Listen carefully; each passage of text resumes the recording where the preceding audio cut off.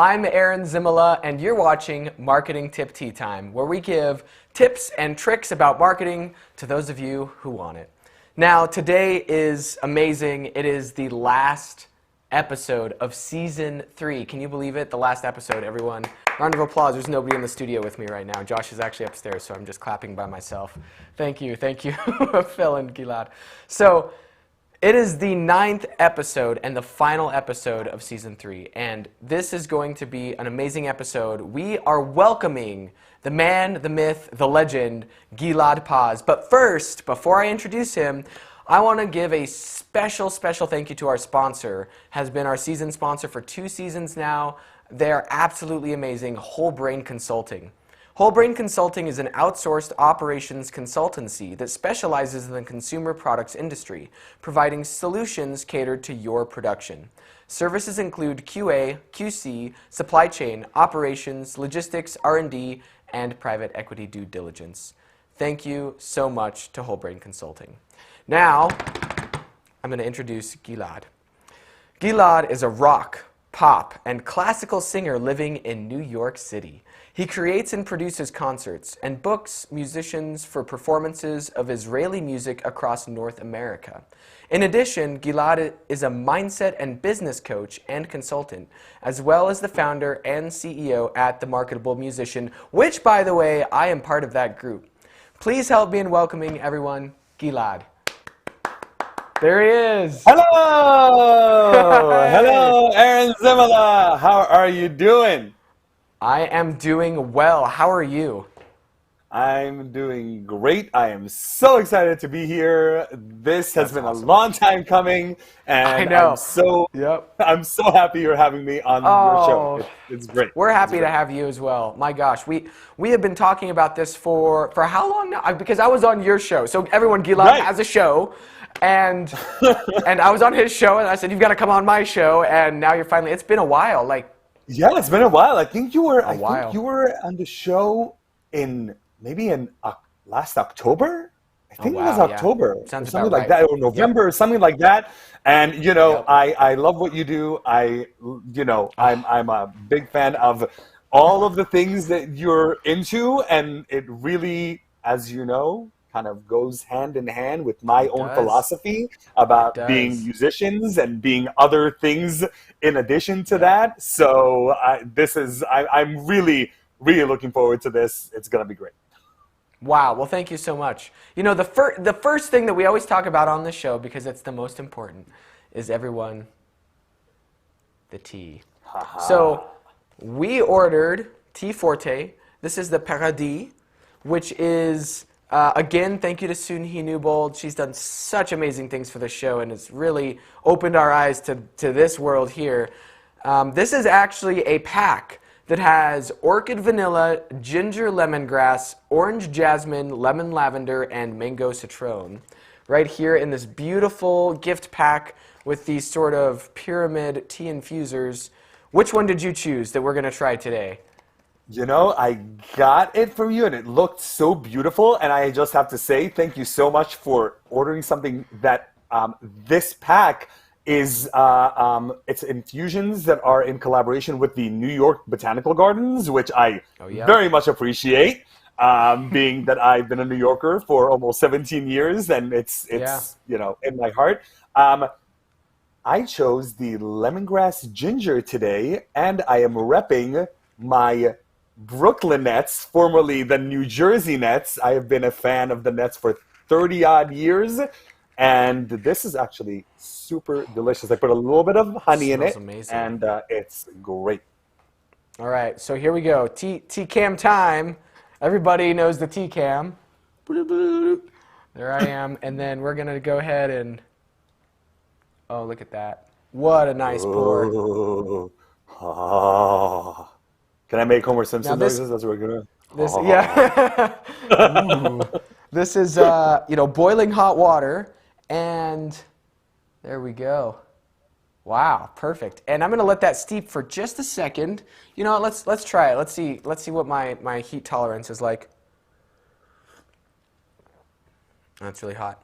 Oh, see, I haven't let it steep for the amount of time that you're supposed to, everyone. I'm sure the diehard tea fans out there are 5 like, oh minutes. my 5 minutes. gosh, he just drank it and it's only been 30 seconds. But let me tell you, that's going to be a fantastic tea. I'm gonna let that sit for a little bit. You can see it getting a little bit cloudier. All of those flavors and juices just mixing together. Thank you so much, Sunhee, again for telling us about Tea Forte, and thank you to Tea Forte for having just beautiful, amazing teas. Thank you so much. Yeah, definitely. It's been great. So if you could describe this tea in one word, what would it be?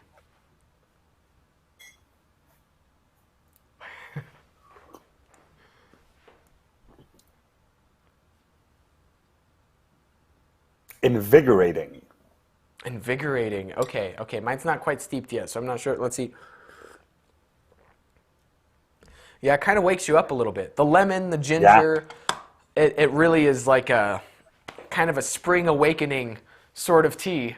I Awesome. love a ginger. I love a ginger tea. Anything ginger and fruit is just a great combination. I think it's Oh, it's because of amazing. that wake you up kind of thing. Yep, yep, That yep. ginger flavor kind of bursts in your mouth and just kind of Exactly. hangs there. I mean, Yep. yeah. Can you tell I'm a bit of a snob when it comes to like drink and food? And can you tell? No, no, not at all. No, it's not apparent at all. Yeah, that comes as a shock to the audience. Of course. This is great too because one of our past guests on the show, he's Brad Kelly, the CEO of Color World, which is this whole anime sort of thing that they do, and a book series that his wife wrote.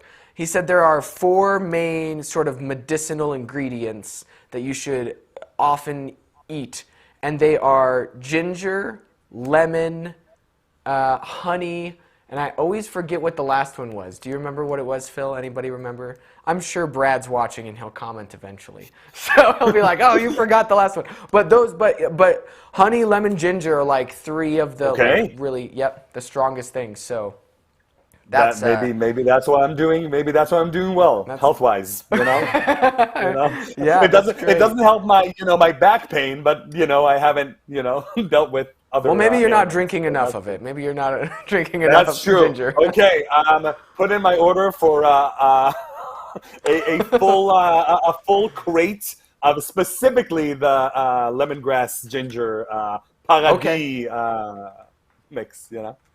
All right, all right. We'll get that going. Josh upstairs. I'm sure you can get that going. All right.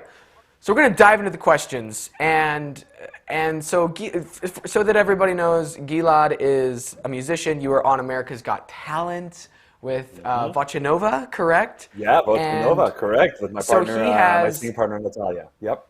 Yeah, so Gilad has all of this great experience that we're going to dive in today, and he's going to give some great advice to specifically musicians and how they should be getting themselves in a mindset and what they should be doing as far as marketing themselves. And so we're going to just jump right in.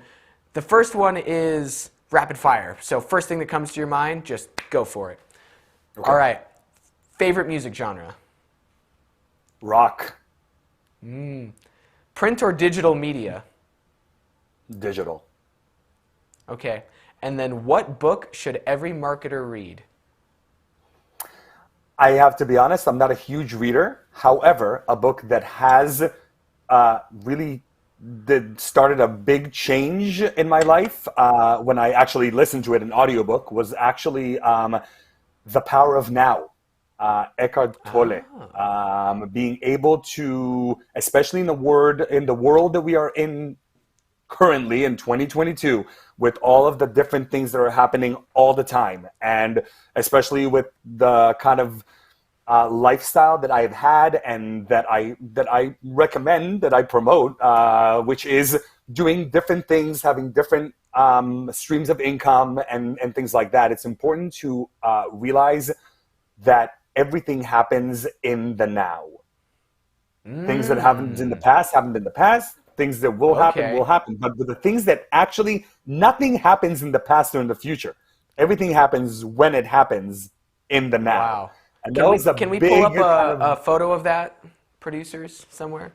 or a link? Definitely, Can we drop that in there? yeah, definitely. A big revelation was, just the idea of experiencing day to day without waiting for the next moment, which is, Okay. I think, a big thing for us now that as a society, Yeah. I feel we have really gotten away from. And I will be Yes. the first to say that pre-pandemic, I was totally like that. But yeah. Yeah. Well, that actually reminds me of something that's very current right now. Have you seen the Michelob guy who was at the PGA tournament? And No, I did not. Phil, can you find this picture of Michelob guy? So basically, Tiger Woods is teeing off, I believe, and there's all these people with their phones, and there's this one dude sitting there, no phone. He just has a Michelob in his hand, and he's just watching. And they turned that into an ad. Michelob got that and then licensed it from and said, can we use it? And so they kind of gray out Tiger Woods a little bit or blur him out. But it's all these people with these cameras not really living in the moment. They've got to get the video, they've got to get the picture. And then there he is standing with his beer just in the moment.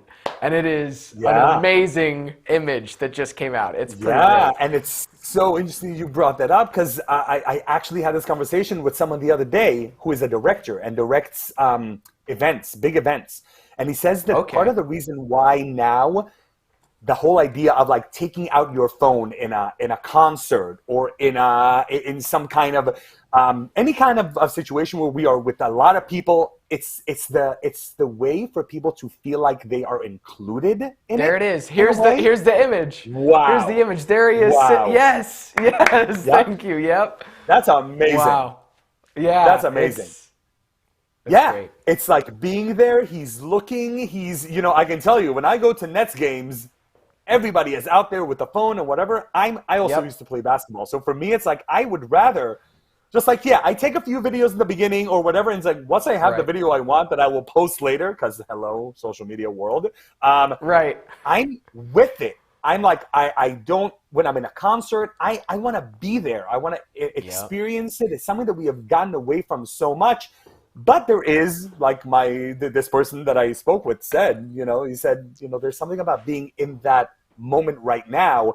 And that actually is something that I think in the marketing world, people have been really tapping into. And it's funny how this ad is so genius because they're like, it's the opposite. Everybody's tuning in except the Michelob guy. I'm going to be drinking my Michelob and living in the there's moment. the book. Yeah. Yes. Thank highly, you, Phil highly, and highly Josh. recommended. Highly recommended. Wow, we've gotten really good at pulling images up quickly. That's great. Thanks, guys. Upstairs. Thanks to my production team. No copyright strikes. No copyright strikes. It's don't do it. Don't do it, YouTube. All right. So, all right. So, just diving into the next one then. You're in the event space, you're in the marketing world, you're in the music world. You are the founder and CEO of the Marketable Musician, which, by the way, I'm a part of that. Tell me a bit about how you started the Marketable Musician and why you started it and sort of that journey. Yeah. So in addition to being a performer and a musician and an active performer, I have had a correlating career, and this is a term that my good friend and coach Dana Lynn Varga coined, and I just keep stealing it and crediting her every time I say it. I've had a correlating career as a real estate agent, a residential real estate agent here in New York City. And I've been doing that for over 11 years now. And then, pandemic hit in, 2020, March of 2020. Also, just because you mentioned it, right after we shot our segment for America's Got Talent. That actually happened on March 14th, 2020 is when we shot it. And everything was closing around us. We were the last production standing in Hollywood, and we came back to New York. It was like going through a wormhole. We left New York all vibrant, whatever, came back after the weekend, and it was like, oh, we're closing the bars. And then the next couple of weeks, I decided to just like kind of chill. 2020 started really intense.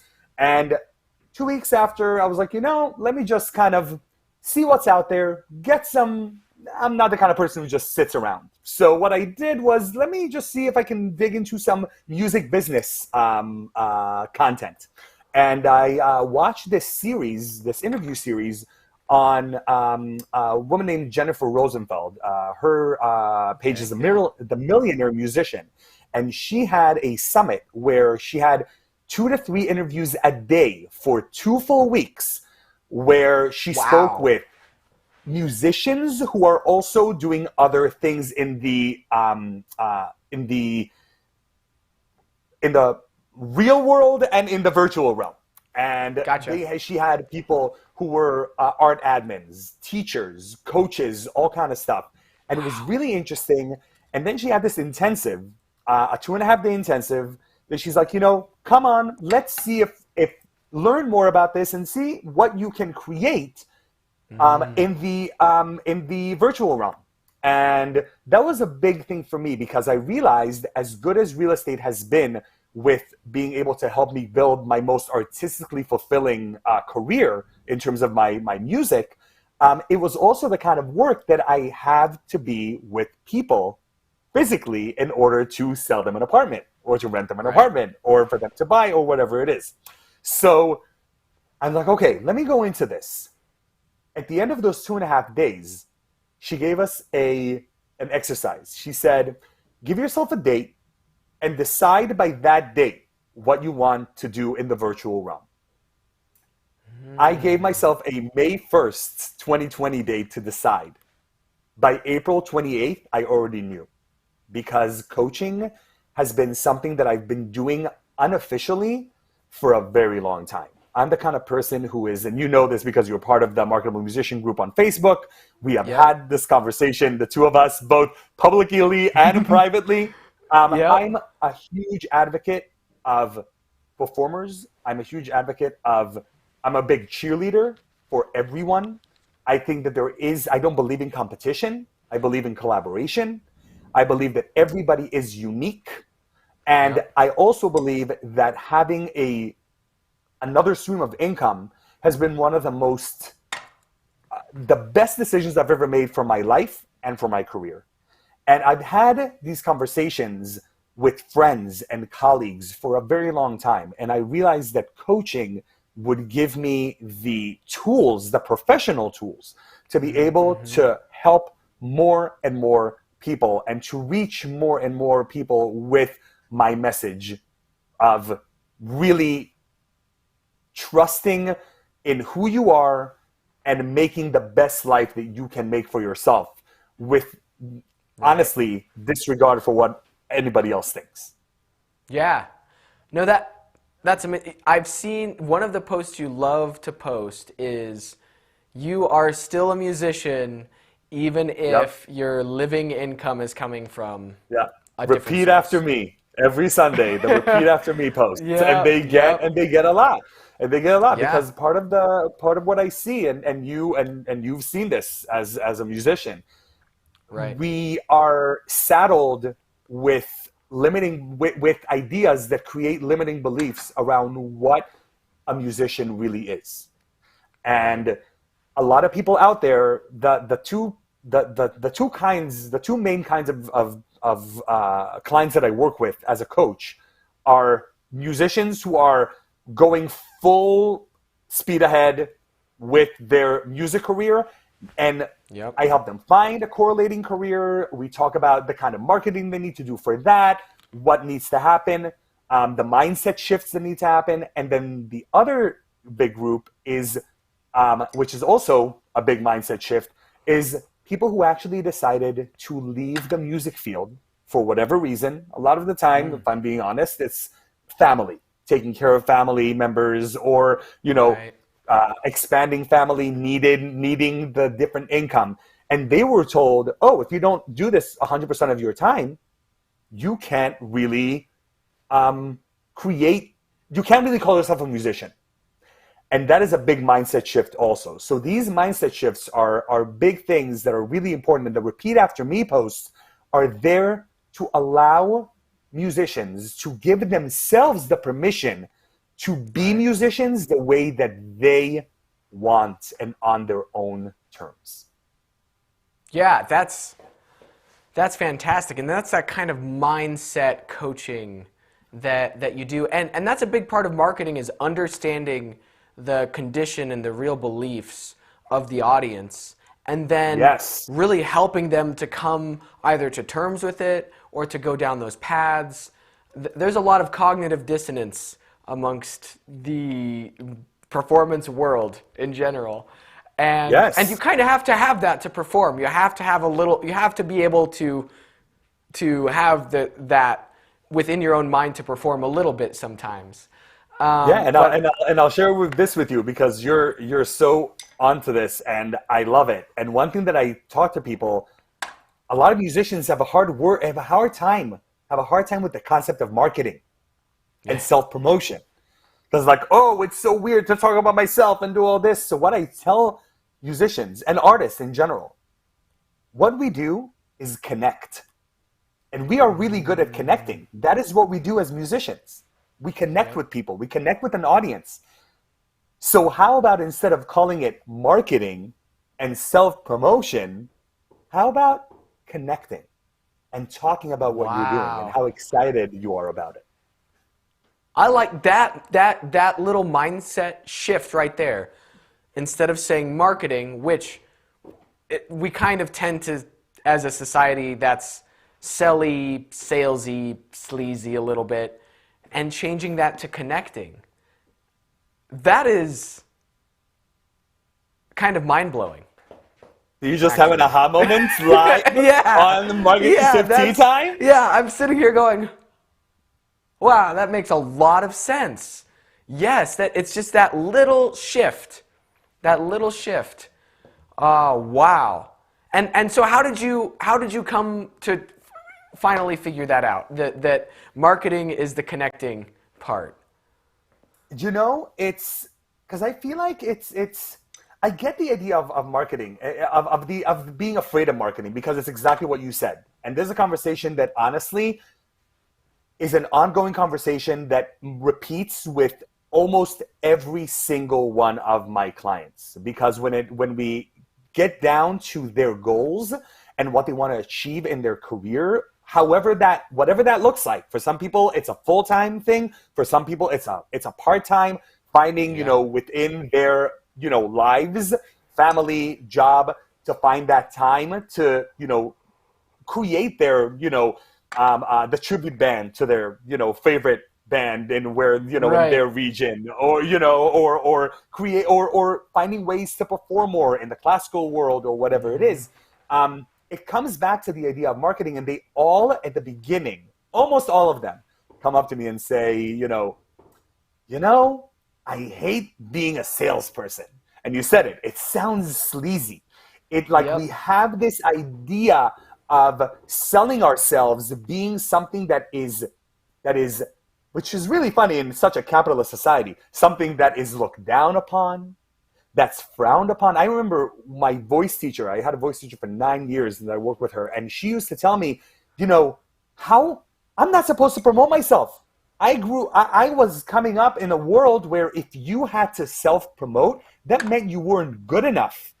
Oh, wow. Think about the limiting belief in that the Oh idea my of gosh. self-promotion is actually bad because that means that you're not getting enough business. It's like, Yeah. you know, So how do are we these get out of aha that? moments that you have? Are those the Yeah, most fulfilling parts of your career right now? Those 100%. I, what I just happened honestly, on air? yes. Oh my God, you see the huge smile on my face? Because that's, Yeah. I mean, this is my job as a coach is to come in, ask questions, and then try to make my clients think differently about things. And the Right. fact that you had to Wow. take a moment and be like, wow, this is a perspective that I didn't think about.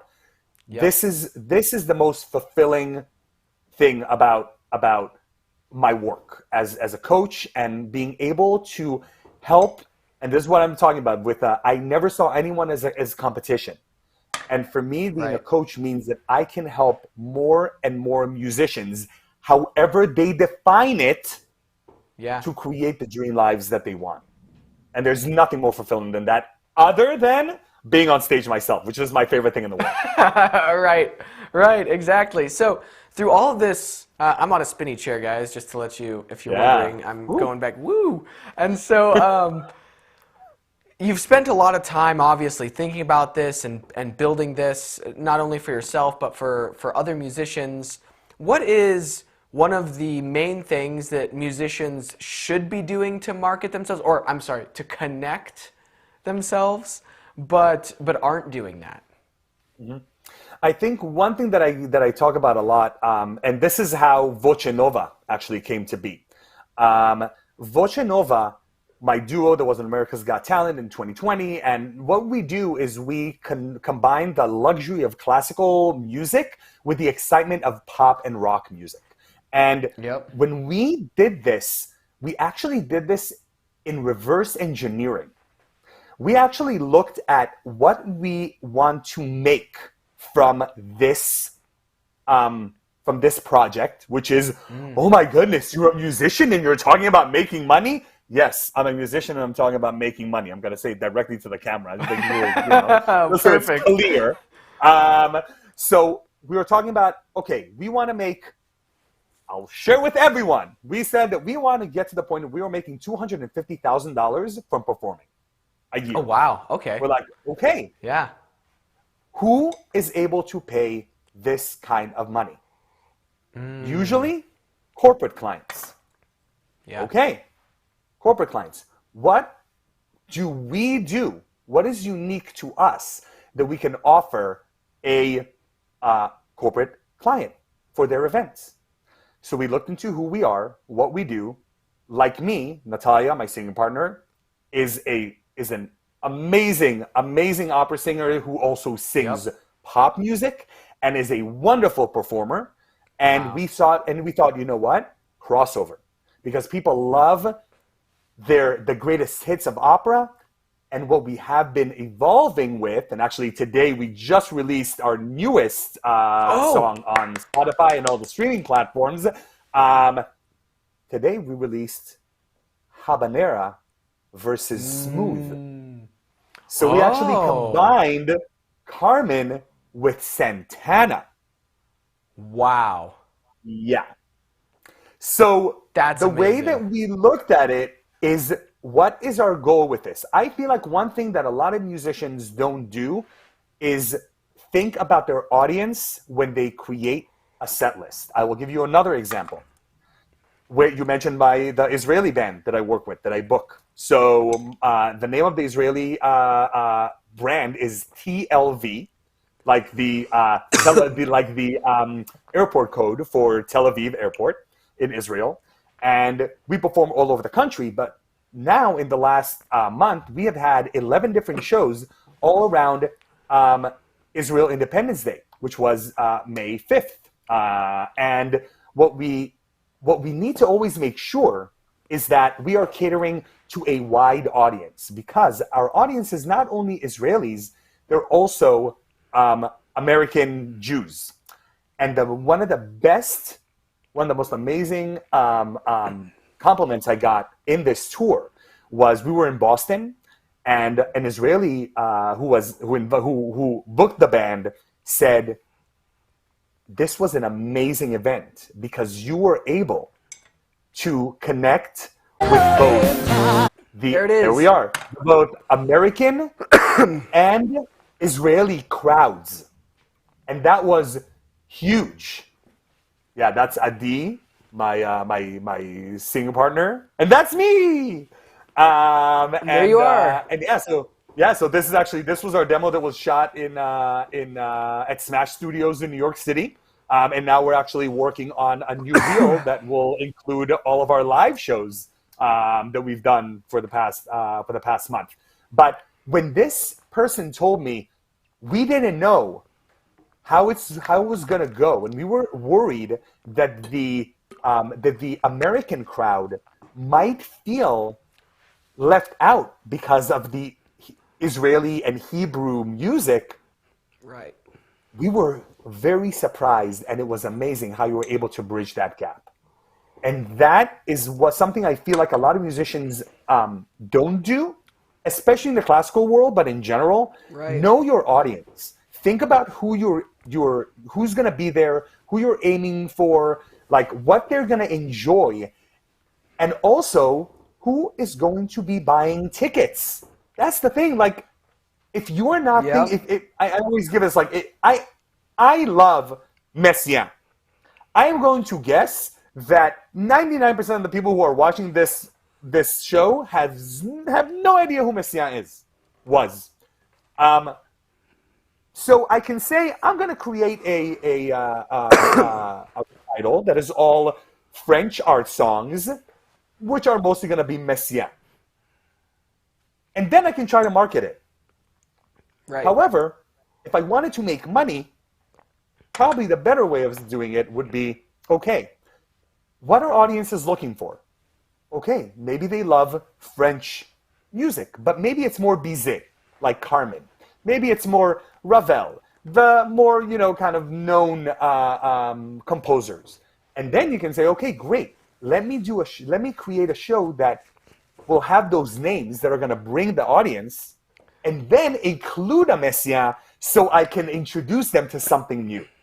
That to me is just taking that extra step to think about what your audience is interested in, rather than saying, I am doing what I want to do only, and then I'll figure out who is going to come to the show. Now, there is merit in the other one. That is if you have, for me, that is more if you have like a grant, which means that you're not going to be losing money putting on a show, Like, that's the thing. Like, being able to put on a show that will sell tickets and creating an act that will be booked is about knowing who your audience is. And that is one thing that musicians tend to forget about, I think. Right. Sorry, everyone. I'm choking on my tea here. I think Phil's laughing upstairs. Wow. It happened to me before. Many people. Yeah. I'm good. We're good, everyone. I'm alive.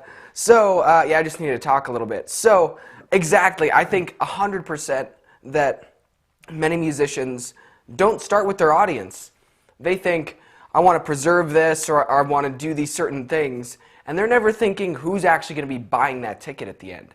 And how might some of my preferences and some of the things that I do want to do, how do I introduce it to them in a way that they'll accept? And so, that is fantastic advice about trying to figure out your market and figuring out exactly what you need to do in order to craft that. And starting with what you wanted to make and who you thought could afford that. That's unheard of in the music world. And that's the thing. And that's the kind of mindset shift that I'm trying to create. And that is the kind of conversations that I have with my clients. And it's so important, because if we don't have a trajectory that we're like a goal that we're aiming for, a trajectory that we want to, create for ourselves, it's really hard to know who your target audience is, what you need to do in order to get them, where to find them, having, I think that is a big issue with not being able to, for musicians, when they get stuck, or for artists, or anyone, honestly, a lot of creatives, we tend to have all these different ideas and then we lack focus. That's also something that I do a lot, just helping them focus on specific things. Today I had a conversation with one of my clients, who is a wonderful pianist and composer, and he's been putting up things for Patreon. And we're trying to really take his Patreon to the next level. And we talked about this, and he's been putting a lot of classical stuff out there. I said, you know what? Who are the people?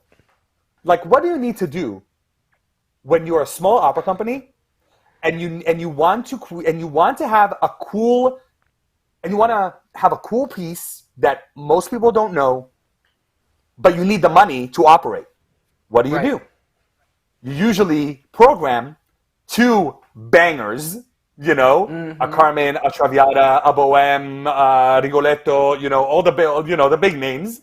Yep. And then you make that money to be able to pay for the production that may not sell out. Right. So this is part of the conversation that I had with him today. He's going to start now putting a couple of classic, piano pieces, because he's been putting a lot of like reels and TikToks and stuff like that, but not getting as much traction. So we got to a new strategy where he's going to be putting out a couple of classics during the month, then a pop and musical theater song, and then something more obscure that is going to make him, that's going to get him excited also. On top of that. That's awesome. That's amazing. That is some just solid advice that you have for musicians, because again, I don't think musicians really think about the business aspect so much, or the focus aspect, or the money aspect. They think, art comes first, and then everything else, if it falls in line, falls in line. If it doesn't, then I tried. And so with those mindsets, what's your biggest bit of advice for, as far as mindset goes, for musicians? What's the one thing where you have to this? You touched on focus a little bit. Mm-hmm. Is there anything else? Abundance. One word. Abundance mindset, which means there is room for everyone. No one is your competition. Rising tide raises all ships. And when you understand that, and you understand that by helping others, and I know that you have seen this with Zova, and I know that you've experienced this before, when you help others, when you are able, when you're in a position to help others, when you're in a position to understand that you are unique and nobody else, here's another mindset thing, you are unique. Nobody else is Aaron Zimala. Nobody else is Gilad Paz. Nobody else is anyone. Like, we are all different, even if we grew up in the same household, even if here's a crazy, example. When my wife Lisa and I go to Burning Man every year, we always make sure, we love hanging out together there. But then we make sure that we have time to split up for at least an hour during that week, to have different adventures. Having that, understanding that each one of us is different. We have different upbringings. We have different musical experiences. We have different lived experiences. We have different musical tastes. You and I can sing Mary Had a Little Lamb. And each of us will sing it in a completely different way because of because of who we are.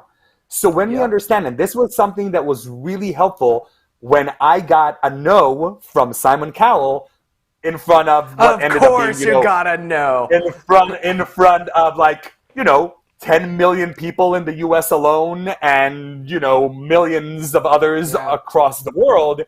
Gonna sing some. The understanding that only one person didn't like us. I'm not going to go into that whole story, but only one person didn't like what we did.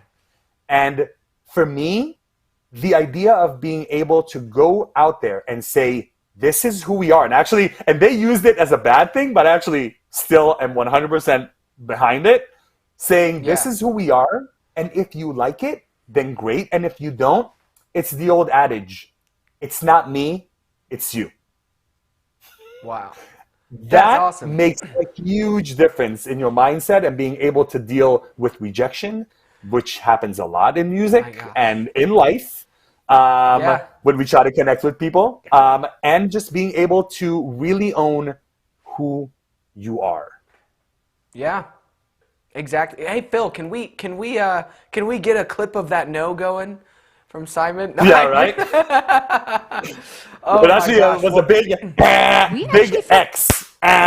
Really? Yeah. Oh, in the middle of the performance, and let me tell you, I remember that moment, and I tell Natalia this, I remind her of this all the time. I had 3 thoughts in quick succession. Number 1 was, we gotta know. Number 2 was, she is amazing, and she did not miss a beat. And the third thought was, of course, this is what we do. There it was. I saw that. There it was, yep. We were, and this is happening. Look, we are going. We didn't miss a beat. We just keep going. We're performing. There is no one in the audience, which was the exact opposite of what we wanted it to be. Because we were Right. excited about this audition because it was 3,000. We were excited to perform in front of 3,000 people, you know? And And it was just the four in the just production thinking crew. that, and I said, we are, to myself, like, we are professionals. We are going to finish this. We're going to rock this. And whatever happens, happens. Because this is Wow. what we do. And having that mindset of, if I'm able to show up in my business as a performer, honestly, as a, owner of a marketing company, being Right. able to do anything that you do in life, show up at a networking event, being yourself and talking about who you are authentically. If you are able to do that, that means that nothing will deter you, because you are who you are. And if it doesn't work for anyone else, then what can you do? Is everybody else clapping upstairs too? I'm clapping. Oh man, that was great. That was, we've gotten a lot of fantastic information today from you, Gilad, and some great just mindset sort of exercises, frames of mind that aren't just for musicians. They are for everyone. If you are watching this, this was for everyone. So I thank you so much, Gilad. I thank everyone for making this entire episode possible and for Marketing Tip Tea Time. We've really enjoyed everything that our audience has done for us.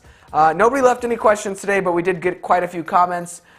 I did choke for a second on the tea, but Amazing. it's not... That's awesome.